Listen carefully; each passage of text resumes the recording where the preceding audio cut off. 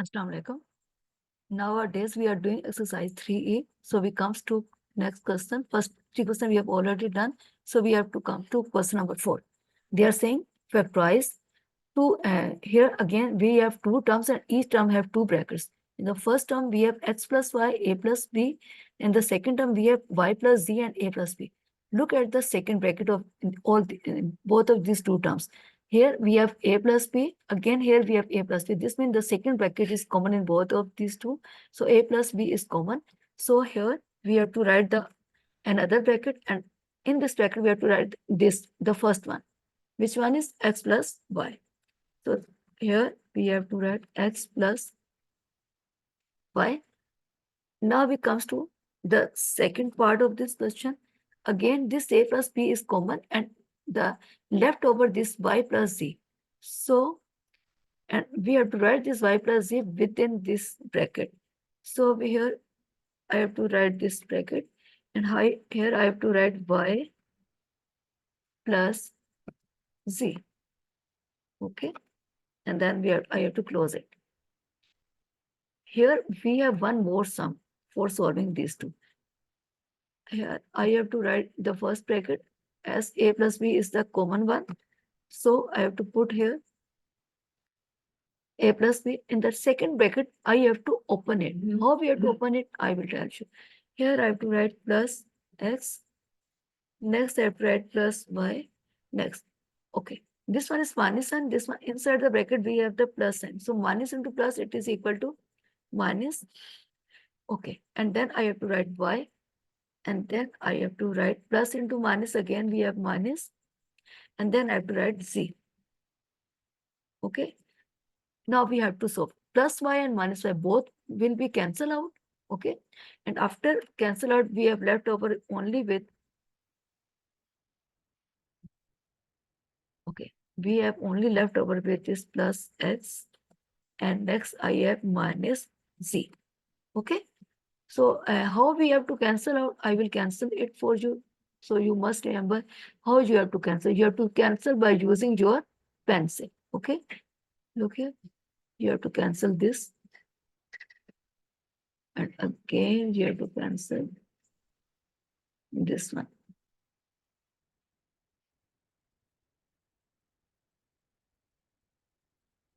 This one. Is this visible? Is this visible? I have to cancel this one and this one. Okay. So remaining will x minus z. So this one is your first part of this question number 4. Okay. First part of question number 4 is this, that we have to take the common bracket and then we have to simplify. Not only take the common bracket, rather we have to simplify. Okay. So we have to move towards the next part, that is part B of question number 4. Here we have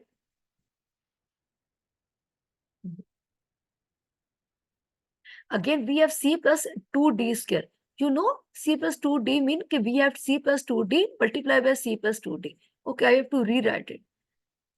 Square mean that we have c plus 2d. How many times? 2 times. Now, in the first question we have c plus d 2d 2 times, and we have c plus 2d single time. So which one is common? Obviously this bracket c plus 2d is common in both of these two terms, because terms are 2, and again we have other 2 brackets also. So I have to put this bracket. The remaining will be c plus 2d. Sorry, I have to rewrite.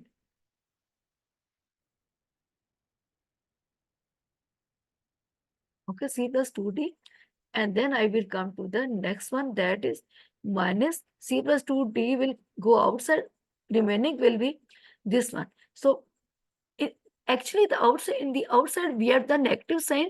So first of all I have to put this bracket and then I have to write these terms. This means that negative sign will multiply with both of these two terms. 3c minus 7d will be multiplied by this minus sign which is outside the bracket. Okay. That's why I have to put all these here within a square bracket. and then I have to close the round bracket. Okay. Now comes to next part. Again here I have C. Oh, sorry. Again we have this bracket common, C plus 2D.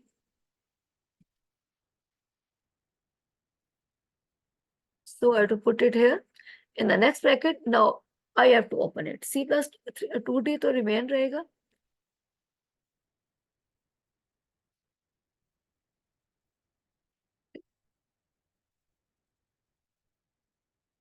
अब उसके बाद क्या होगा? C plus 2D के बाद क्या आएगा? हम C plus 2D के बाद अभी इसको हम क्लोज नहीं करेंगे. We have to put this negative sign. Okay.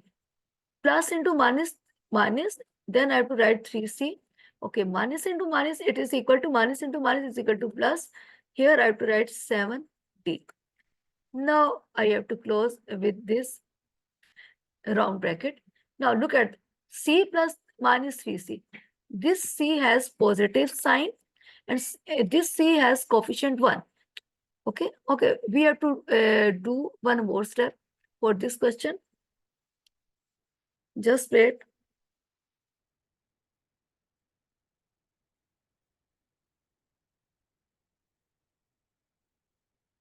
So that it becomes easier for you to understand. So I have to remove this first part. Now, here we have to write another one part. So, look here. I have to write the like terms side by side. So here we have plus 1C. Here we have minus 3C. Next, we have plus 2D. And here we have plus 7D. And then I have to close. Again. Okay. First we okay. Now, plus and minus. Different signs, so we have to subtract the number. Always remember, if different signs are there, we have to subtract the number. So 3 minus 1, it is equal to 1. And always respect the elder mean, you have to place the sign of the greater number. So greater number has negative sign, so you have to write minus. Then 3 minus 1, it is equal to 2. And then you have to write C.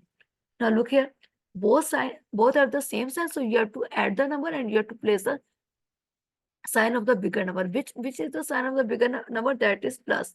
So here you have to write plus 9D. This is question number 4, part B. It's a little bit longer, but I think so. Now it is easier to tackle this longer question also.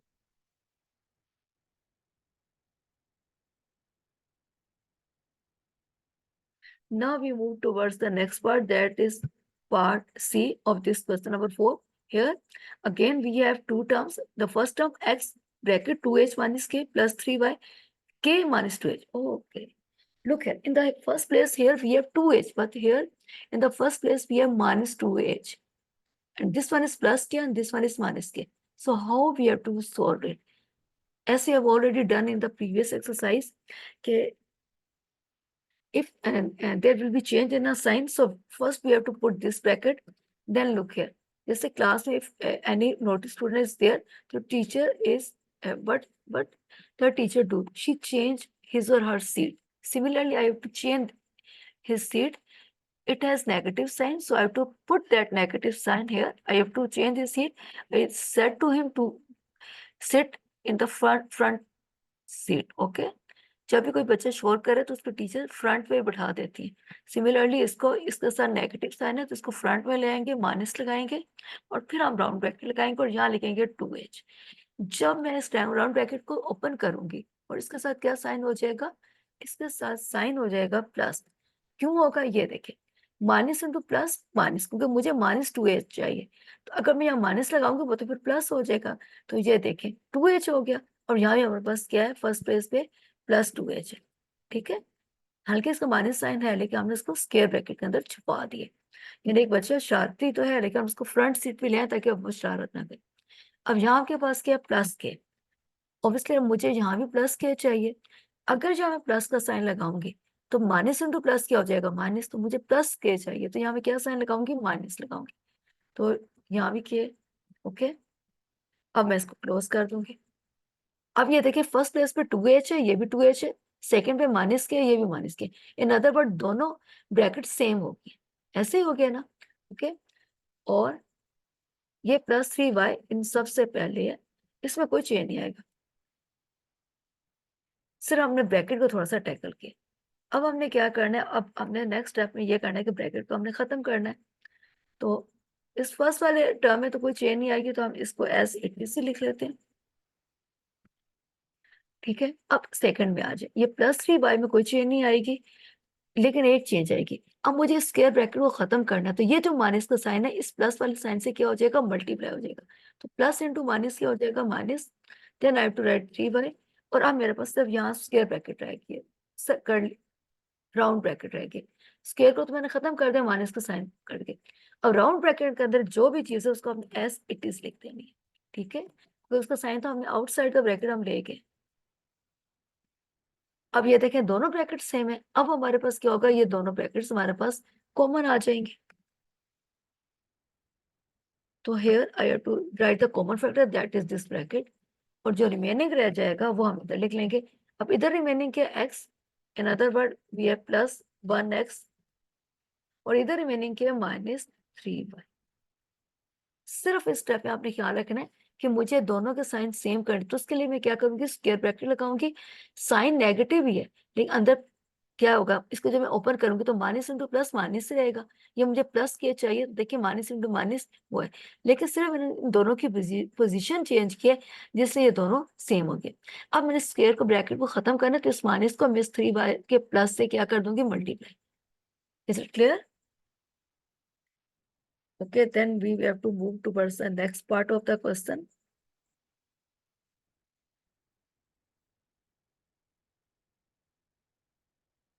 That is part D. Okay. So before doing part D, I have to remove this part C.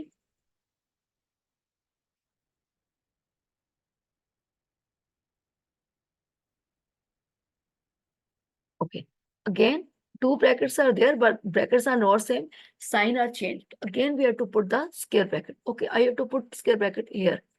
मैं इसी question में लगा देती हूँ। ठीक है, I don't want to waste my time. अब क्या होगा, मुझे -4m स्टार्ट में चाहिए। सिंपल, ये देखें आपके सामने करते हैं, ये -4m ही है ना। सिंपल, ये जो माइनस का साइन है इसको मैं स्टार्ट में ऐसे लिख देती हूँ, है स्टार्ट में। तो माइनस, और ये अब 4 के साथ अंदर क्या रह गया, कोई साइन नहीं है। और जब कोई साइन हो तो हम क्या करते हैं, अज्यूम कि it is plus sign. Okay, अब मैंने ये -4m ये, लेकिन मैंने इसका साइन बाहर निकाल दिया। अब सेकंड जो है, मुझे चाहिए माइनस -n। ओके, और अगर जहां मैं प्लस का साइन लगाऊंगी तो तभी मेरे पास आ जाएगा। ओके, ये मेरे पास है +4m, और इसको जब मैं ओपन करूंगी तो वो, अब मुझे चाहिए नेक्स्ट, मेरे पास +n है, तो मुझे यहाँ माइनस का साइन चाहिए, क्योंकि माइनस होगा तो माइनस इंटू माइनस प्लस हो जाएगा। ठीक है, wait, first I have to write the question, ताकि आपको क्लियर हो जाए कि मैं क्या कह रही हूँ। ये डी पार्ट है, डी पार्ट में ये क्वेश्चन था।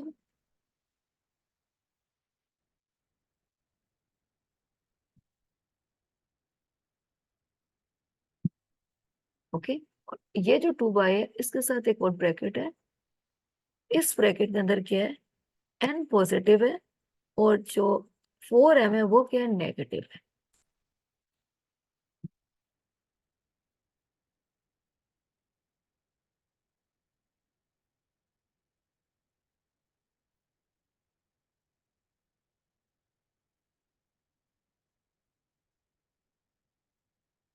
ओके, अब ये क्लियर हो गया।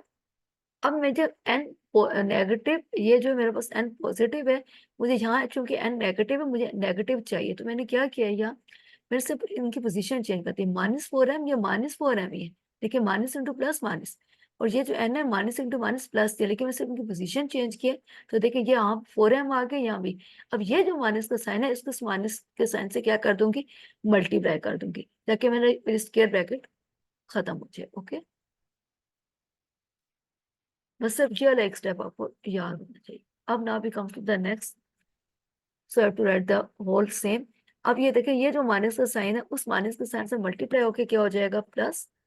ओके, और अब मेरे पास सिर्फ राउंड ब्रैकेट रह जाएगी जिसके अंदर सिर्फ यही है, ये देखें, +4m -n। और ये कैसे आए हैं ये आपको पता चल के उनकी पोजीशन चेंज करके। अब हमारे पास टू टर्म्स है, the first one and the second term, और अब हमारे पास ब्रैकेट कॉमन है, वो क्या है, +4m -n, दोनों में सेम है। अब हम इसमें ये वाली ब्रैकेट कॉमन ले सकते हैं, ठीक है।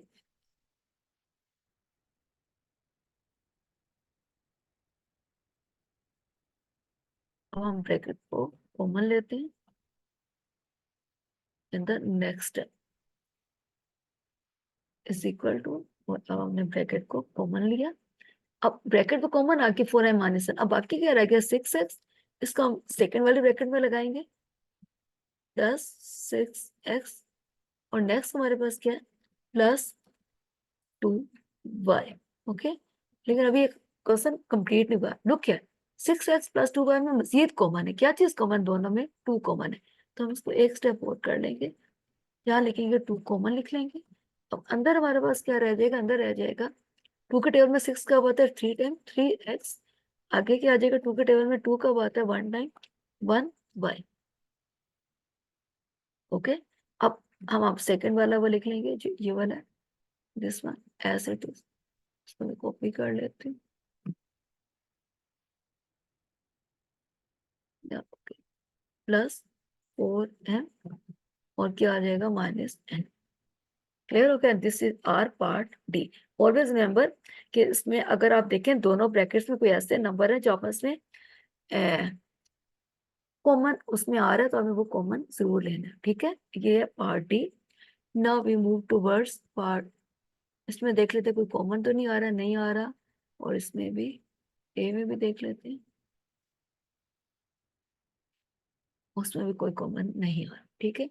Now we comes to question number 5, part A. Okay, here, अच्छा उसमें तो हमने इसका, अब इसमें कभी कभी क्या होता है कि अगर टीचर को फ्री हैंड दे कि you to make group of your own choice, तो क्या होता है, अगर एक फ्रेंड फ्रंट रो पे और एक फोर्थ रो में, तो वो आपस में इकट्ठे हो जाते हैं, ऐसे ही होता है ना।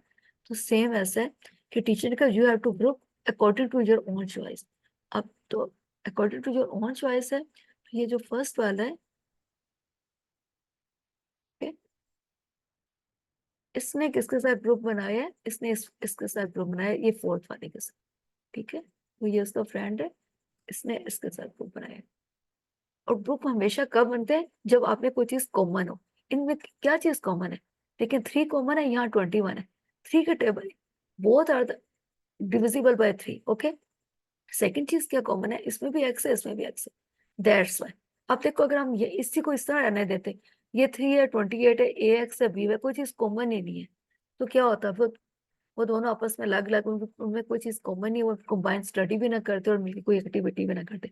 तो इट्स बेटर कि we have to make the grouping by if they have the common factors। okay, अब हम इन दो को कॉमन बना लेते हैं। ये देखें, अगर जब हमने सीट चेंज किए तो इनको भी फायदा हो गया। अब जो इसके साथ आया दूसरे वाला बच्चा, उसमें और इसमें कुछ चीजें कॉमन है। अगेन देखें क्या चीजें कॉमन है, नंबर कॉमन है और वाई कॉमन है, तो सही हो गया ना, दोनों के लिए फायदा होगा। अब आ जाए 3 और 21 में क्या कॉमन है, 3 कॉमन है, एक्स कॉमन है, जल्दी से ब्रैकेट लगाएं। 3 के टेबल में 3 कब आता है, 1 टाइम आता है, +1, और ए आएगा, एक्स आउटसाइड चला जाएगा, आगे आ जाएगा प्लस। 3 के टेबल में 21 कब आता है, 7, और बी आएगा क्योंकि एक्स तो बाहर चला गया।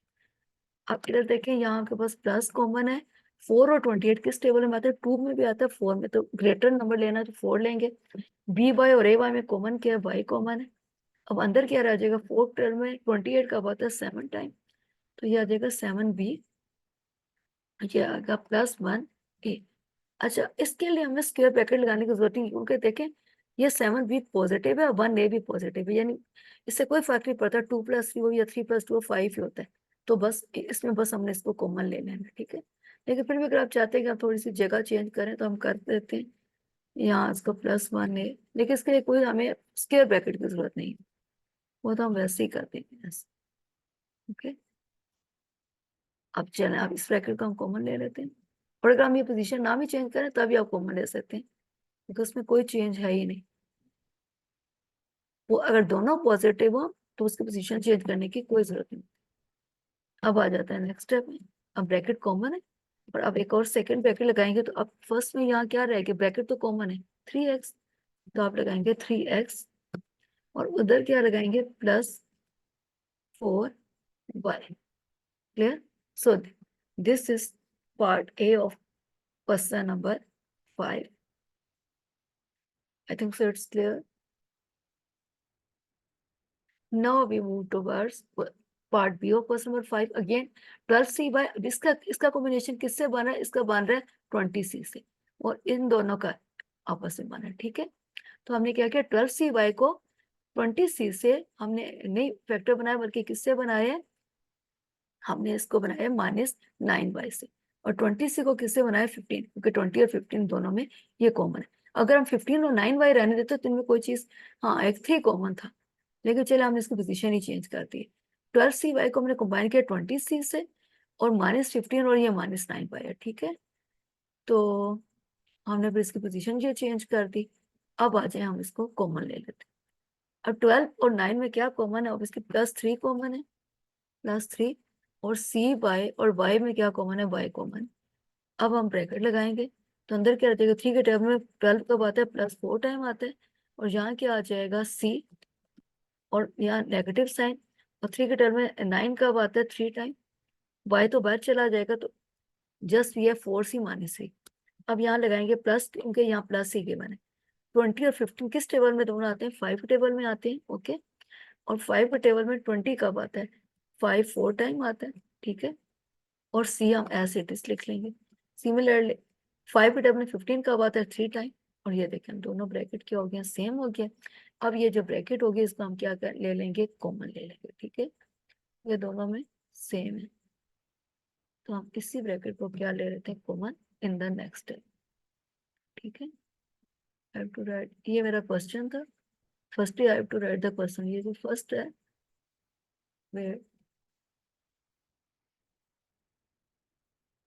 ये मैंने क्वेश्चन लिखा था। ठीक है, और उसके बाद ये मैंने इसको सोल्व किया, सोल्व किया, अपने इक्वालिटी का साइन नहीं लगाया।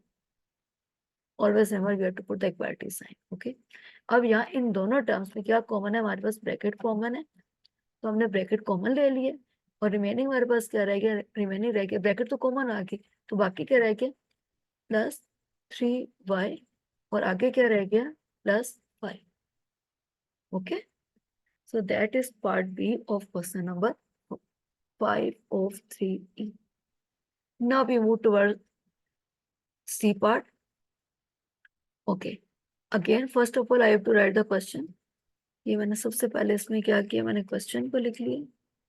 ठीक है, और उसके बाद मैंने क्या किया, मैंने इसको सोल्यूशन किया, कि मैंने इसको पेयर बना लिया जिनमें कोई ना कोई चीज कॉमन है। अब dy - dz में क्या कॉमन है, नेक्स्ट स्टेप में हम यहाँ लिखते हैं, इन दोनों में क्या कॉमन है, इन दोनों में d कॉमन है, तो we have to put d here. अब इधर अब बाकी रिमेनिंग क्या रह गया, सिंपल y -z कॉमन रहेगा, d तो कॉमन निकल आया, तो बाकी ये रहेगा +f5 और -5z में क्या कॉमन है, ऑब्वियसली प्लस का साइन लगाएंगे पहले, फिर f लिखेंगे, ये कॉमन है, और अंदर क्या रह जाएगा, अंदर रह जाएगा y, और यहाँ क्या रह जाएगा, -z। Okay, so this one is part C of question number 5. So this is all for today. I think so it is clear to all of you. Then Allah Hafiz.